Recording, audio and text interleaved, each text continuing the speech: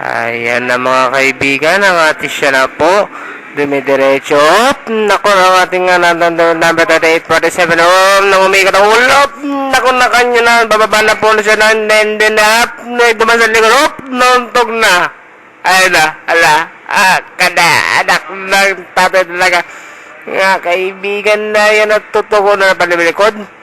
Siyempre yan ang aming kaibigan na nag-focus pa, no? Focus pa na naman kaibigan, focus pa na ikot na ulit sa may kabilang kanto na naman, titignan pa na, blagin na kumput, nasa na niya, kanina, ayun na ka naman na, blagin na, yun na, das na, whoop, steady,